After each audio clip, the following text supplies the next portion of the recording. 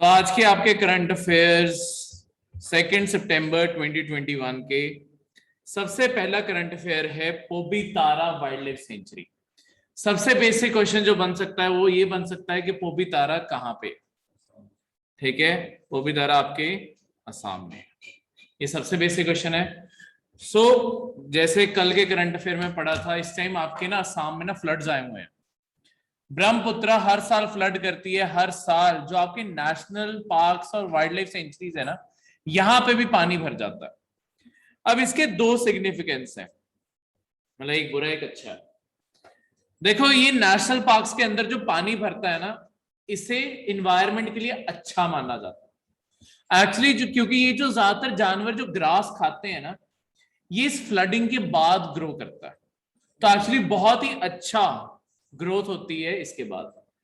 नुकसान क्या है कि जब एक बार फ्लडिंग हो रही है, जिन जानवरों को हम सेव करने की कोशिश कर रहे हैं, जैसे असम में जो इंडियन राइनोस होते हैं, जिन्हें हम वन हॉर्न राइनोस कहते हैं,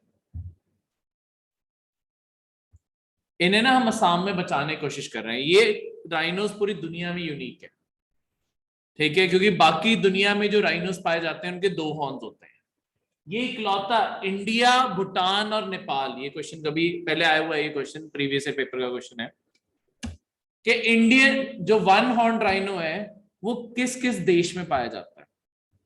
ये सिर्फ 3 देशों में पाया जाता है, तीन नहीं, सिर्फ 2 देशों में पाया जाता है, सॉरी, आपके इंडिया और ऊपर भूटान, दैट्स इट। ये सिर्फ ये असम के आसपास हमारे नॉर्थ ईस्ट में इसी एरिया में पाया जाता है।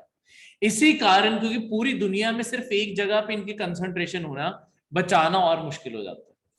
और इनका ट्रेडिशनली बहुत ज्यादा शिकार किया जाता है, ठीक है, क्योंकि इनका जो हॉर्न है ना वो बहुत कीमती है, एक horn he millions of dollars का।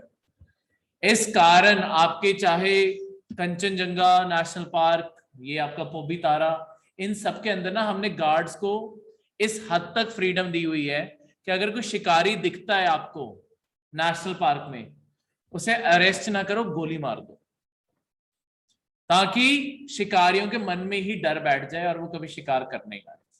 ये स्कीम गवर्नमेंट की काम भी की है, इनकी पॉपुलेशन लगातार ग्रो कर रही है। पर होता क्या है, जब हर साल फ्लडिंग होती है, हमें इन्हें बचाने के लिए हर साल इन्हें रीलोकेट करना पड़ता है। तो आपके फॉरेस्ट गार्ड्स को इन सबको बेहोश करना पड़ता है, इन सबको पकड़ा जाता है, फिर इन्हें ऊपर थोड़े से जो नेशनल पार्क के जो हायर रीजन्स हैं वहां लेके जाया जाता है। जब फ्लड्स चले जाएंगे तब इन्हें वापस लेके आना पड़ता है। तो ये बहुत ज्यादा खर्चे वाली चीज है, पर क्योंकि फ्लडिंग बेनिफिशियल है, इस कारण फ्लडिंग होने देते होते हैं, ठीक है। खैर, वैसे ब्रह्मपुत्र हमसे कंट्रोल नहीं होती, तो हमारे हाथ में भी कुछ ज्यादा नहीं है, क्लियर है। अब इस नेशनल पार्क के बाकी जो पॉइंट्स हैं, इसमें देखो आपको कई बारी जो बाकी जानवर होते हैं ना, जैसे गोल्डन जैकल, व्हाइट बोर, ये चीजें, बार्किंग डियर, ये आपको कभी क्वेश्चन आ सकता है। बार्किंग डियर इनमें से इंपॉर्टेंट है, ठीक है। इंडियन लेपर्ड, ठीक है, ये इंपॉर्टेंट है। देखो कई बार क्या क्वेश्चन आ जाते होते हैं, जैसे ये रीसस मकाको का पहले आया हुआ है, ये पीसीएस में आया हुआ है, 2015 का क्वेश्चन था। रीसस मकाको इंडिया में कहां कहां पाया जाता है। ये रीसस मकाको एक फैंसी नेम है आपका जो आम बंदर होता है ना उसका, क्योंकि हमें उस बंदर का बस नाम नहीं पता। अगर हम आम कॉमन नॉलेज देखें, हमें उसे बंदर कह के सार देते हैं, पर उसका असली नाम रीसस मकाको है। तो बहुत ही सिंपल सा क्वेश्चन पीसीएस में कि रीसस मकाको इंडिया में कहां कहां पाया जाता है, उसका आंसर था ऑल ओवर इंडिया। बंदर देखते ही हो, वो वाला जो आम बंदर है गोल्डन सा, सारे इंडिया में पाया जाता है, जहां मर्जी चले जाओ, शहरों में भी है, पहाड़ों में भी है, हर जगह रीसस मकाको है। तो ये इतना आसान क्वेश्चन आ गया था।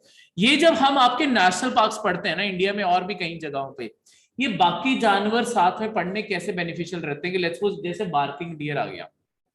अब अगर मैंने आंध्र प्रदेश में भी पढ़ा है कि वहां पे किस टाइप का डियर है, यहाँ पे किस टाइप का डियर है, मैंने अगर किसी नेशनल पार्क्स में पढ़ लिया, मुझे लॉन्ग टर्म ना एक डॉट्स जोड़ने आसान हो जाते हैं कि देखो लेट्स सपोज मैंने कोई एक डियर पढ़ा था कि अच्छा ये मध्य प्रदेश में, लेट्स सपोज बार्किंग डियर की बात करें कि मध्य प्रदेश में भी था, मैंने ये पढ़ा कि ये असम में भी है, तो यानी कि ये बीच की बेल्ट में भी होना चाहिए, तो उसके बीच में कोई स्टेट और भी ऑप्शन आ गई ना, उसका बार्किंग डियर अपने आप ऑप्शन होगा।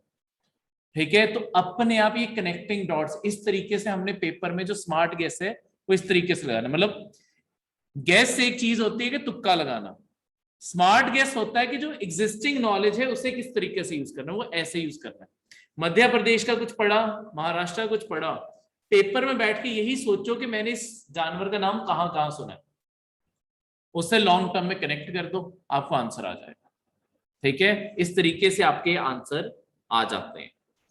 ठीक है, अगला गवर्नमेंट की एक स्कीम, जल शक्ति अभियान। जल शक्ति अभियान, आपकी मिनिस्ट्री ने भी नाम चेंज कर लिया, मिनिस्ट्री ऑफ जल शक्ति। आपकी कंट्री के अंदर ना वाटर कंजर्वेशन एफर्ट्स को बढ़ाने के लिए और इंडिया को वाटर सिक्योरिटी देने के लिए आपके ये मिशन शुरू किया गया। देखो हमारे इंडिया में पानी की वेस्टेज बहुत ज्यादा है। ठीक है, तो एक तरह से ये मिशन है कुछ नहीं, सरकार इसमें कोई खास पैसे खर्च नहीं कर रही है, एक तरह से ये स्टेट्स के लिए और उनके लिए इनकरेजमेंट मिशन है कि पानी बचाओ, एक तरह से वाटर सेविंग मिशन है। ठीक है, इसमें करना क्या है, आपकी स्टेट्स को कहना है कि आप रेन वाटर हार्वेस्टिंग की चीजें लगवाओ। जैसे अब जितने भी नए घर बनते हैं ना, जो हमारे अब इलाका है, इसमें भी अब कंपलसरी कर दिया गया है कि किसी ने भी नया घर का नक्शा पास करवाना है, उसे घर पे रेन वाटर हार्वेस्टिंग सिस्टम होना चाहिए, रेन का पानी इकट्ठा होना चाहिए, नहीं तो मैप नहीं अप्रूव होता। वो इसीलिए किया गया है क्योंकि जल शक्ति अभियान में ये कंपलसरी कर दिया गया। ठीक है, ऐसे ही कोई जो जितने भी आपके पुराने वाटर बॉडीज हैं या टैंक्स हैं, क्योंकि वाटर बॉडीज को पुरानी कहीं होंगी, वो लीक कर रही हो सकती हैं, उनमें पोल्यूशन हो सकता है, उन्हें रिपेयर करो, उन्हें वापस बेहतरी करो। ठीक है, तो ये सारी की सारी वाटर शेड डेवलपमेंट होता है। जैसे कोई लेक है, लेक के आसपास का जो एरिया होता है वो वाटर शेड होता है उसका। तो हम देखते हैं ना, लेक के आसपास फुटपाथ बना देते हैं, बैठने की जगह बना देते हैं, वो सब कुछ। इससे बेनिफिट क्या होता है, देखो जब आपकी आम बारिश होगी, लेट्स सपोज लोग लेक के पास घूमने तो वैसे भी जाएंगे, अब घूमने जाएंगे, अगर वहां पर डेवलपमेंट नहीं होगी, सारा कच्चा एरिया होगा, लोग अपनी गंदगी वहीं फेंक के आ जाएंगे। अगर बारिश हुई, कुछ भी हुआ, वो सारा का सारा प्लास्टिक, सारा वेस्ट लेक के अंदर है। मैं वही अगर पूरे एरिया को ब्यूटीफाई भी कर दूं और उस एरिया को पूरी तरह तैयार कर दूं, तो उसका असर क्या होगा कि आपके लोग वहां पे विजिट भी करेंगे, एक तो टूरिज्म बढ़ेगा, दूसरा लोग प्रॉपर जगह पे वो चीजें फेंकेंगे, तो आपके बीच में लेक बची रहती है। ऐसे ही बाकी चीजों का भी वाटर शेड डेवलपमेंट कहते हैं, आसपास ये एरिया जो डेवलप कर देते हैं, इसे वाटर शेड डेवलपमेंट कहते हैं। इसी के साथ में एक और मिशन भी मैं साथ में बता दूं, एक ये तो सिर्फ ऊपर वाला एक तरह से मोटिवेशन मिशन है, असली मिशन जो सरकार का है वो है जल जीवन मिशन। जल जीवन मिशन में क्या कोशिश है, हमने इंडिया में लोगों को सेफ और एडिक्वेट ड्रिंकिंग वाटर देना है, सारे रूरल इंडिया के लोगों को 2024 तक। ये चीज याद रखना, पेपर में कैसी स्टेटमेंट्स कहां कंफ्यूज किया जाता है, ये रूरल के साथ ना अर्बन इंडिया भी जोड़ देंगे या ऑल ओवर इंडिया जोड़ देंगे। इस मिशन का इन स्पेसिफिक सिर्फ रूरल इंडिया पे ही फोकस है और रूरल इंडिया पे ही आंसर आना चाहिए। तो स्टेटमेंट अगर बनेगी कि जल जीवन मिशन के रिगार्डिंग स्टेटमेंट्स कंसिडर करो, स्टेटमेंट आ सकती है कि it is to provide safe and adequate drinking water all over India. तो ऑल ओवर इंडिया जैसे ही आएगा वो फॉल्स हो जाएगा, ऑल ओवर इंडिया ऑप्शन गलत है, सिर्फ रूरल इंडिया ही सही ऑप्शन है। सिर्फ एक वर्ड बदलने से पूरा मतलब चेंज हो जाता है। ठीक है, अर्बन इंडिया पे क्यों नहीं फोकस किया गया,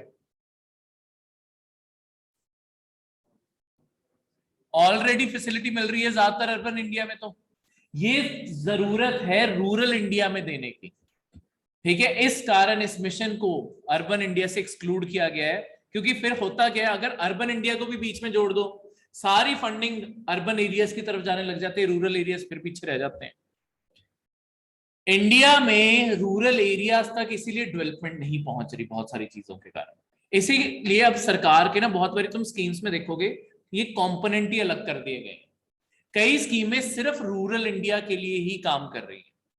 जैसे इंडिया के हर गांव तक इंटरनेट पहुंचाने की जो स्कीम है, क्या नाम है उसका,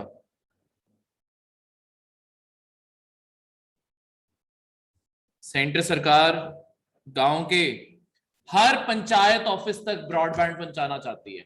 कोविड के टाइम तो वैसे भी इस चीज का एहसास हो गया है कि क्योंकि सारी दुनिया जब डिस्कनेक्ट हो गई, एक ही तो तरीका था कि लोगों को ऑनलाइन से जोड़े रखा, तो सारे इंडिया में इस टाइम आपकी ब्रॉडबैंड की तारें बिछाई जा रही हैं ताकि हर पंचायत ऑफिस तक इंटरनेट पहुंचाया जा सके। उसकी स्कीम है भारत नेट। तो इसके अंडर पूरे इंडिया में हर 2.5 लाख पंचायत कवर की जाएंगी, सब में वाईफाई हॉटस्पॉट लगाए जाएंगे और लोग वहां जाके इंटरनेट यूज कर पाएंगे। ठीक है, क्लियर है? तो इस तरीके से तो ये जल जीवन मिशन में क्या करना है, फिर से हमने वाटर मैनेजमेंट के ऊपर ही फोकस है, वाटर कंजर्वेशन के ऊपर फोकस है, रेन वाटर, और एक चीज होती है ग्रे वाटर मैनेजमेंट। ये आपको अपने आप में क्वेश्चन आ सकता है कि ग्रे वाटर मैनेजमेंट क्या होती है। यहाँ पे ये सारे पॉइंट्स डिटेल में वही चीजें लिखी हैं, एक पॉइंट खासकर ग्रे वाटर मैनेजमेंट। अच्छा, पहले ये रेट्रोफिटिंग क्या होती है? ये आप कई बार चंडीगढ़ के अंदर खासकर आप जो सरकारी बसेस चलती हैं जो ग्रीन और ये रेड कलर के, उनके साइड पे एक स्कीम देखिए, वैसे जनूरम करके लिखा होता है एक। अगली बार बसेस के साइड पे देखना जो पुरानी है उनके साइड पे ना जनूरम करके लिखा होता है। ये आपकी ना पिछली सरकार जब कांग्रेस गवर्नमेंट थी उनकी स्कीम थी, जवाहरलाल नेहरू अर्बन रूरल नहीं है, हाँ रीजेनोवेटिंग है कुछ है, आर का कुछ मतलब है, मिशन है कोई। इसमें क्या है, इसमें रेट्रोफिटिंग करते हैं। अब इस मिशन का नाम चेंज हो गया है, ठीक है, अब इसी की जगह आ गई है अमृत। स्कीम वही है, बस उसका नाम चेंज कर दिया सरकार ने। इसके अंडर क्या है, उसके अंदर भी मतलब ये वर्ड आप पढ़ोगे रेट्रोफिटिंग। रेट्रोफिटिंग का क्या मतलब होता है, ये अर्बन एरियाज के लिए रीजेनोवेटिंग अर्बन टेरिटरी वो सारी। तो आपकी जो ये स्कीम है इसके अंदर क्या है कि रेट्रोफिटिंग का मतलब है जो ऑलरेडी एग्जिस्टिंग इंफ्रास्ट्रक्चर है उसमें थोड़ा बहुत चेंज करके अगर उस चीज को सही बनाया जा सकता है तो उस तरीके से कर दो। यानी कि पूरी चीज तुम्हें नए सिरे से बनाने की जरूरत नहीं है। रेट्रोफिटिंग का मतलब है जो एग्जिस्टिंग चीज है उसी में ही डेवलपमेंट करके नई चीज बना दो, तो वो रेट्रोफिटिंग। रिन्यूअल मैनेजमेंट, अच्छा ठीक है। तो ये पहले जनूरम उसका नाम था, अब अमृत हो गया, अब स्कीम का नाम बदल गया। मिशन वही है, अर्बन एरियाज के लिए है ये स्कीम, ठीक है। तो ये बसेस उसी के अंडर आई थी तभी इनके ऊपर जनूरम लिखा हुआ, ठीक है। ब्राउन फील्ड हुआ, हाँ। रेट्रोफिटिंग का मतलब जो एग्जिस्टिंग चीज है उसी को आगे डेवलप करके, या अगर टूट चुका है तो उसे रिपेयर करके दोबारा से चालू कर देना। दूसरा वर्ड जो मैं आपसे पहले पूछ रहा था, ये आपको अलग से भी क्वेश्चन आ सकता है, ग्रे वाटर मैनेजमेंट क्या होती है?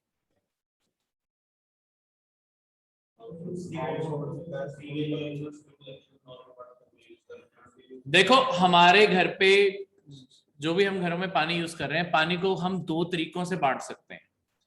एक तो पानी जो आपका टॉयलेट में चला गया वो तो पूरा वेस्ट है। दूसरा आपका पानी लेट्स सपोज जो आपने बाथ के लिए यूज किया है या डिशेस वॉश करने के लिए यूज किया है, ये जो ऐसा पानी है ये अपने आप में पूरा गंदा तो नहीं है ना, इसके अंदर सिर्फ आपकी सोप या ऐसी चीजें ही ऐड हो गई हैं, तो अपने आप में तो ये गंदा नहीं था। तो इसके कारण क्या होता है, जब ये जो पानी है इस पानी को ग्रे वाटर कहते हैं, जो पूरी तरह गंदा नहीं हुआ है उसे किसी और यूज में ले आए, ठीक है। एक मिनट, आपकी लाइट गई, एक मिनट भी आ जाएगी।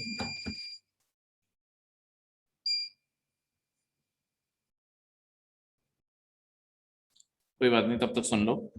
ग्रे वाटर मैनेजमेंट क्या होता है, अब देखो चाहे आपका सारा का सारा जो पानी था उसमें आपके ये जो वाटर था जो आपके जैसे बाथ के बाद निकला या बर्तन धोने के बाद निकला, ये अपने आप में पूरी तरह गंदा नहीं है, इसे और चीजों में यूटिलाइज किया जा सकता है। जैसे यही पानी अगर हम टॉयलेट्स में यूज कर दें तो एक तरह से वो पानी रिसाइकल हो गया, या ये पानी हम लॉन्स में यूज कर दें, जो डिशेस जिससे धोई हैं, जो आपके प्लांट्स होते हैं, प्लांट्स ये वाले पानी को बर्दाश्त कर लेते हैं, ठीक है, उन्हें स्पेसिफिक इस पानी से कोई इश्यू नहीं।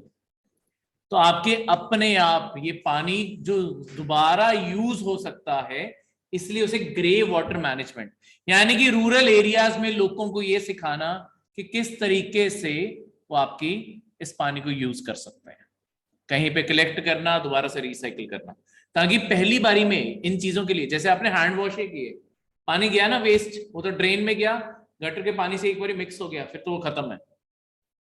उसे पहले ही अगर अलग कर लिया जाए और किसी और प्रोडक्टिव यूज में लाया जाए, उसे ग्रे वाटर मैनेजमेंट रेफर करें। क्लियर है? ग्रे वाटर मैनेजमेंट में कोई भी डाउट? तो ये चीजें याद रखना, रूरल एरिया में मिशन करना है, जल जीवन मिशन 2024 तक हर घर तक टैप पहुंचानी है, सब कुछ करना है, ठीक है। और ये इस तरीके के मिशन इसके अंदर, ठीक है। तब तक कोई बातें सुन लो जब तक नहीं आते एक बारी। इसके बाद पीडीएफ तो क्योंकि आई जाएगी सबके पास, तो मेन चीज सुनने की है। अगला जो आपका करंट अफेयर है, आपकी लद्दाख जम्मू कश्मीर से कौन सी ईयर में अलग किया गया था? 2019 अगस्त में किया गया था। 2019 के लद्दाख और जम्मू कश्मीर तब से यूनियन टेरिटरीज है। देखो इंडिया में कोई भी यूटी, हमारे इंडिया का नेशनल एनिमल क्या है? टाइगर। और हमारे इंडिया का नेशनल बर्ड पीकॉक। वैसे ही इंडिया में हर जो स्टेट है ना, स्टेट का अपना एक स्टेट बर्ड और एक स्टेट एनिमल भी होता है। तो इससे पहले जैसे आपके अगर जम्मू कश्मीर की बात की जाए, जम्मू कश्मीर के एनिमल जो था, जो स्टेट एनिमल था, वो वहां पे ना एक खास डियर पाया जाता है, उसे कहते हैं hangul. Swamp dear, Kashmiri Stag, ठीक है। उसका लोकल नाम हंगुल है और इंग्लिश नाम कश्मीरी स्टैग है जानवर एक ही सेम ही, ठीक है। और आपकी स्टेट बर्ड जम्मू कश्मीर का है ब्लैक नेक्ड क्रेन, ठीक है, जम्मू कश्मीर की ब्लैक नेक्ड क्रेन। अब क्या है, इससे पहले लद्दाख भी सेम फॉलो कर रहा था, पर लद्दाख ने अपना मतलब कल लद्दाख ने अपना स्टेट एनिमल और स्टेट बर्ड अलग से डिक्लेयर कर दिया। उन्होंने स्टेट बर्ड सेम रखा है, वही आपका ब्लैक नेक्ड क्रेन, ठीक है। ब्लैक नेक्ड क्रेन एक बहुत ही फेमस, क्रेन तो पता ना कौन सा जानवर होता है, वो लंबी लंबी लातों वाला, ठीक है। ब्लैक नेक्ड, उससे देखो बर्ड्स के नाम में खासियत होती है इनके, जो जहां पे कोई रंग अलग होता है ना, उस रंग से ही इनका नाम पड़ा होता है। ये क्यों सिग्निफिकेंट है? लास्ट ईयर का ही क्वेश्चन है ये, जो लास्ट ईयर यूपीएससी का क्वेश्चन पेपर हुआ, उसमें ना क्वेश्चन आया हुआ था, 3 से 4 नाम दे दिए और उन्होंने पूछा ये किस चीज के नाम है। उसमें ऑप्शन दिया था रेप्टाइल, बर्ड, ये सारी चीजें। सिर्फ बर्ड इकलौते ऐसे जानवर है जिनके ऐसे ही किसी कलर के ऊपर नाम दिए होते हैं, तो वो नाम ऐसे दिए थे, रेड हम्प, आगे उसका नाम, ठीक है। जैसे इसका ब्लैक हेड क्रेन, ठीक है, ऑरेंज पीक, ऐसे ऐसे उसमें रंग बहुत ही क्लियरली स्पेसिफाइड थे, ठीक है, और ऐसे फीचर्स ही मेंशन किए हुए थे, ठीक है। एक तो पीक ही मेंशन की हुई थी। तो उसका बहुत ही सिंपल सा क्वेश्चन, अगर हमें वो सारे जानवर नहीं भी पता, पर हमें ये पता है कि किस तरीके से जानवरों को नाम दिए गए हैं, उसमें बर्ड ही इकलौते ऐसे जानवर हैं जिन्हें ऐसे नाम दिए गए। तो अपने आप उसमें जो बर्ड्स था, मतलब ऑप्शन डायरेक्टली ये थे, बर्ड्स, रेप्टाइल्स, मैमल्स, ये करके, तो उसमें बर्ड्स सही ऑप्शन था, ठीक है। तो आपके जो ब्लैक नेक्ड क्रेन है ना, वो एक चीज के लिए बहुत फेमस है। किस चीज के लिए फेमस है? आपकी ब्लैक नेक्ड क्रेन ना बहुत ही लॉयल कपल एनिमल माना जाता है। जब बहुत एक बारी ये जिसके साथ पेयरिंग कर लेते हैं, ये पूरी उम्र उसी के साथ रहते हैं और एक साथ ही इनकी डेथ एक साथ होती है, ठीक है। वो माना जाता है ड्यू टू सैडनेस होती है, पर इनकी डेथ एक साथ होती है। तो स्टार्ट करने की कोशिश करता हूँ, ठीक है। तो आपके ब्लैक नेक्ड क्रेन इस चीज के लिए फेमस है। तो ब्लैक नेक्ड क्रेन एक मीडियम साइज क्रेन है जो एशिया में पाया जाता है, तिब्बत के एरिया, इंडिया, भूटान, इस एरिया में पाया जाता है, और चाइना का जो तिब्बत का एरिया है वहां पाया जाता है, ठीक है। इसके ब्लैक हेड है, रेड क्राउन पैच है, ब्लैक अपर नेक और लेग्स हैं, ऐसी सारी चीजें इसके फीचर हैं, हमने ये सारी चीजें याद रखनी होती है। अब एक ना लिस्ट होती है आपकी IUCN red list of threatened species. ये जो लिस्ट है IUCN, अभी IUCN क्या है? International union of conservation of nature, IUCN वो तो है। ये करती क्या है? ये ना एक NGO है। ये अपने आप में कंजर्वेशन में कोई खास हेल्प नहीं करती, पर IUCN क्या करता है, आपके सारी दुनिया के जितने भी प्लांट्स हैं, चाहे एनिमल्स हैं चाहे बर्ड्स हैं, उन्हें ना एक लिस्ट में क्लासिफाई करता है कि कौन कितने खतरे में है, ताकि वहां की जिस स्टेट में वो चीज पाई जाती है वहां की सरकारों को पता चल सके कि हमें इस जानवर के ऊपर खास फोकस करना है। तो आपके जैसे IUCN की जो लिस्ट है, इसके अंदर जो ब्लैक क्रेन है, ये आपके नियर थ्रेटन्ड है। देखो आपके अलग अलग थ्रेटनिंग के लेवल होते हैं। जो जानवर को कोई खतरा नहीं है उसे कहते हैं कि वो लीस्ट कंसर्न्ड है। जो जानवर की पॉपुलेशन अभी थोड़ी बहुत ही डिक्लाइन होनी शुरू हुई है उसे कहते हैं नियर थ्रेटन्ड है। और पॉपुलेशन डिक्लाइन होगी या उसका ज्योग्राफिकल एरिया छोटा होता जाएगा, कि लेट्स सपोज पहले पूरे इंडिया में पाए जाते थे, अब एक ही एरिया में पाई जा रही है, तो ये हो जाएगा वल्नरेबल। फिर इसके बाद एंडेंजर्ड, उसके बाद क्रिटिकली एंडेंजर्ड, और इसके बाद एक्सटिंक्ट इन वाइल्ड, और लास्ट में पूरी तरह एक्सटिंक्ट। आज आपकी लाइट पता नहीं क्यों जवाब देगी अचानक ही। तो उसकी तभी जान निकली पड़ी है, ये बहुत हैवी चीज है इसलिए। तो लीस्ट कंसर्न से लेके लीस्ट कंसर्न जिन जानवरों को कोई खतरा नहीं है, फिर नियर थ्रेटेंड, तो आपकी जो ब्लैक हेडेड क्रेन है वो आपकी नियर थ्रेटेंड में आ रही है, थोड़ा सा स्टेटस उसका ऊपर हुआ है, पर अभी भी उसकी पॉपुलेशन बहुत है, उसे डायरेक्टली कोई अपने आप में खतरा नहीं है। ठीक है, क्लियर है।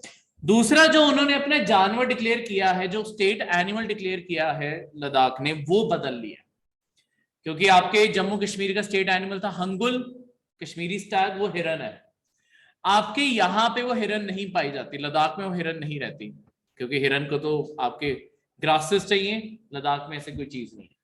लद्दाख में जो जानवर मशहूर है, सेम एनिमल जो आपके हिमाचल में पाया जाता है, कौन सा? Snow leopard. एक बहुत ही, ये हाई हिमालयास के एरिया में ही रहता है, और इसे स्पॉट करना ना बहुत ही मुश्किल है, क्योंकि ये कहीं पे छुप के बैठा होगा ना, ये दिखाई नहीं देता, ये बहुत ही हिडन तरीके का जानवर है। तो ये बिल्कुल हिमालयास की जो हायर रीचेज है, ये वहां रहता है, स्नो लेपर्ड। तो इसके कारण लद्दाख ने अपना एनिमल जो चूज किया है वो है स्नो लेपर्ड।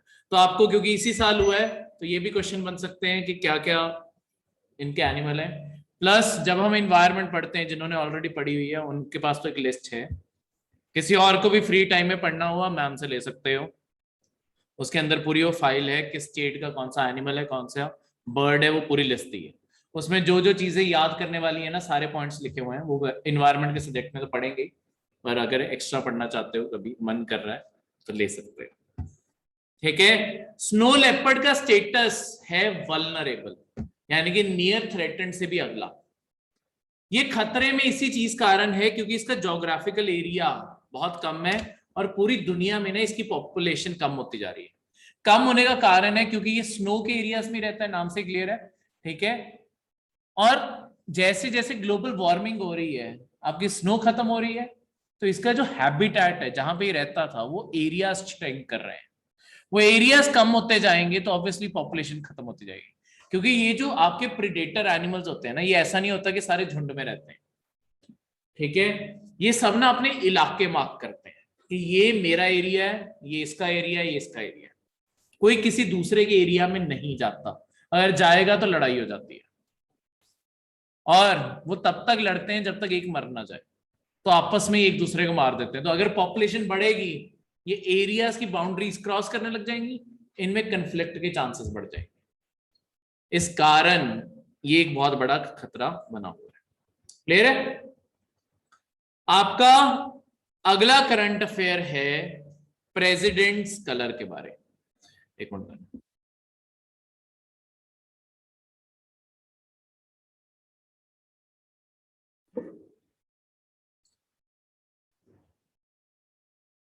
मैम को बोलो ईमेल से क्या कहते हैं पीडीएफ ही सबको भेज दे, ईमेल पे है, ठीक है। प्रेसिडेंट्स कलर एक आपका अगला करंट अफेयर है, प्रेसिडेंट्स कलर। अब प्रेसिडेंट कलर क्या होता है, ये आपकी ना आर्म्ड फोर्सेस के लिए, नेवी, एयरफोर्स और आपकी मिलिट्री, तीनों के लिए। ये जो मिलिट्री कलर होता है ना, ये एक तरह से जो आपकी यूनिट्स हैं, मतलब फौज के अंदर भी बहुत सारे यूनिट्स अलग अलग, वैसे नेवी के अंदर भी हैं, एयरफोर्स के अंदर भी है, ये स्पेसिफिकली यूनिट को एक तरह से ऑनर करने के लिए मिलता है। ये हाईएस्ट ऑनर है एक यूनिट के लिए मिलिट्री का। प्रेसिडेंट कलर वो क्या होता है, एक बैज मिलता है जो अपने वो शोल्डर पे कैरी करते हैं, और वो एक यूनिट के लिए बहुत ही खास होता है। अगर तभी भी वो यूनिट अच्छे से नहीं परफॉर्म करेगी, वो कलर वापस भी लिया जा सकता है। तो आपके जिन यूनिट्स को ये मिलता है ना, वो इस चीज को बहुत ध्यान में रखते हैं कि ये कलर वापस चलाना चाहिए, क्योंकि ये ऑनर हाईएस्ट लेवल का है। तो यानी कि जिस यूनिट को ये मिला, उन्हें उनकी सर्विस के लिए रिकॉग्नाइज किया जा रहा है कि ये सबसे हाईएस्ट सर्विस ये प्रोवाइड कर रहे हैं। क्लियर है?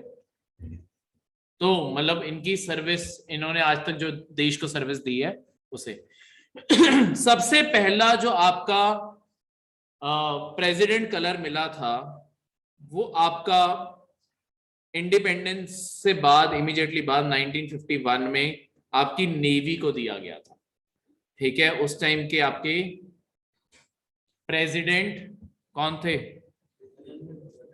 राजेंद्र प्रसाद, इंडिया के 1951 में प्रेसिडेंट थे, उनके टाइम पे आपका ये दिया गया था, ठीक है। 1951 में किस फोर्स को? इंडियन नेवी को, ठीक है। उस टाइम नेवी को पूरी तरह दिया गया था। अभी जो अब करंट अफेयर बना है, नेवी के आगे एक डिवीजन है जिसे कहते हैं आपका एविएशन, नेवल एविएशन। आपके जो एयरक्राफ्ट्स हैं, जो फाइटर एयरक्राफ्ट्स हैं, वो सिर्फ एयरफोर्स के पास नहीं है, क्योंकि नेवी के पास एयरक्राफ्ट कैरियर्स भी हैं, सब कुछ है। उसके बाद आपके इंडियन ओशन के ऊपर नजर रखने के लिए, हर चीज करने के लिए आपके सर्वेलेंस एयरक्राफ्ट भी चाहिए होते हैं। तो ऐसी बहुत सारे आपके एयरक्राफ्ट जो हैं, वो पूरी फ्लीट है नेवी के पास, उनकी सर्विस को रिकॉग्नाइज करते हुए आपके ये फ्लीट को अवार्ड दिया गया, ठीक है। प्रेसिडेंट कलर जिसे हम कहते हैं, ठीक है। इसे निशान भी बोला जाता है, जो लेफ्ट हैंड स्लीव पे आपके डाला जाता है। क्लियर है? इसमें कोई भी डाउट? अगला करंट अफेयर है जैपिड, ZAPAD, जैपिड एक्सरसाइज। देखो एक ना बहुत ही फ्रीक्वेंट क्वेश्चन आपके यूपीएससी के प्रीलिम्स में आते होते हैं कि ये एक्सरसाइज किस देश में हुई है, या अगर इंडिया में हो रही है तो कौन से, मतलब किस देश के साथ हम ये एक्सरसाइज कर रहे हैं, या अगर इंडिया की अपनी एक्सरसाइज है तो नेवी की है, मिलिट्री की है, किसकी है। ये एक्सरसाइजेस क्या होती हैं? देखो आपकी दुनिया भर की मिलिट्रीज, आर्मीज और नेवीज क्या करती हैं, मतलब नेवीज हो, एयरफोर्स हो, कोई भी हो, ये ना आपस में time to time exercises conduct करते रहते हैं। हफ्ते 10 दिन की एक्सरसाइजेस होती हैं। इसके अंदर ना ये ऐसे प्रैक्टिस करेंगे जैसे हम एक्चुअली वॉर पे हो, ताकि हम आपस में कोऑर्डिनेशन बिठा सके अगर हमें कभी भी एक साथ वॉर पे जाना पड़ जाए, ठीक है। तो अभी जो ये जैपिड है, ZAPAD जो एक्सरसाइज है आपकी, ये आपकी रशिया में हो रही है, रशियन आर्मी की एक्सरसाइज है। पर इस बार क्या सिग्निफिकेंट है, इसमें टोटल 17 देश पार्टिसिपेट कर रहे हैं, जिसमें से एक इंडिया भी है। तो हमने अपने इंडियन मिलिट्री के लोग भी भेजे हैं जो इस एक्सरसाइज में जाके पार्टिसिपेट करेंगे, ठीक है। जैपिड उनकी रशियन मिलिट्री की एक्सरसाइज है, हम उसी में पार्टिसिपेट कर रहे हैं। क्लियर है? कोई भी डाउट? उसके बाद लास्ट एक छोटा सा फैक्ट है आज के करंट अफेयर में आपका, उंगॉट रिवर, UMNGOT, उंगॉट रिवर। उंगॉट रिवर, ये जो रिवर है, आपको डायरेक्ट क्वेश्चन आ सकता है, ये रिवर कहां पे है? ये आपकी मेघालय में पड़ती है, वहां पे जंतिया हिल्स हैं, वहां से ये पास करती है मेघालय से। ये रिवर क्यों फेमस है और इसका क्या करंट अफेयर था, थोड़े टाइम पहले करंट अफेयर था, वो करंट अफेयर खत्म कर दिया आपकी सरकार ने। बेसिकली कुछ टाइम पहले एक कंट्रोवर्सी हुई थी, आपके मेघालय की सरकार, ये ना रिवर इंडिया की क्लीनेस्ट रिवर मानी जाती है। ये इस रिवर की ऑनलाइन तुम फोटोग्राफ्स देखोगे ना, ये इतनी साफ रिवर है कि तुम इसके थ्रू भी देख सकते हो। तो इंडिया की क्लीनेस्ट अगर रिवर देखनी है वो ये है, उनगॉट रिवर। हम इस रिवर को गंदा करने जा रहे थे, कैसे? हम इसके ऊपर डैम बनाने लगे थे। डैम बनेगा, आपकी सॉइल इकट्ठी होने लग जाएगी, तो जहां तक बनेगी वो सारा खराब हो जाएगा। तो आपके वहां के मेघालय में बहुत लोगों ने प्रोटेस्ट करने शुरू कर दिए जगह जगह पे।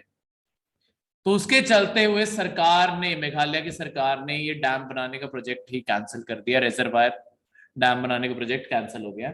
अब इस रिवर के ऊपर कुछ नहीं बनेगा, तो अब ये रिवर अभी के लिए बची हुई है। ठीक है, तो ये आपको डायरेक्ट ये क्वेश्चन पूछा जा सकता है। थोड़ा डिफिकल्ट क्वेश्चन बनाना हुआ तो किस हिल रेंज से ये पास करता है, वो जैंतिया है। क्लियर है? आपकी मेघालय में 3 हिल रेंजेस फेमस है ना, गारो, खासी, जैंतिया। ठीक है, जीके जे, अगर वेस्ट टू ईस्ट उसके अरेंजमेंट देखें, जीके जे, गारो, खासी, जैंतिया, तो ये जैंतिया से पास करती है। ठीक है, क्लियर है? ये थे आपके सारे करंट अफेयर। किसी भी करंट अफेयर में कोई भी डाउट? हाँ जी, स्नो लेपर्ड क्या था?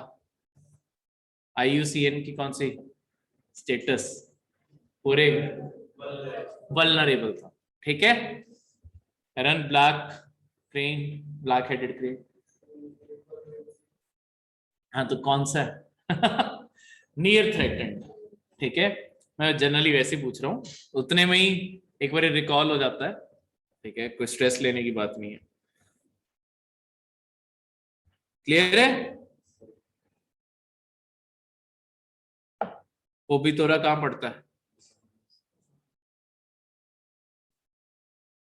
तो ये थे आपके आज के करंट अफेयर्स।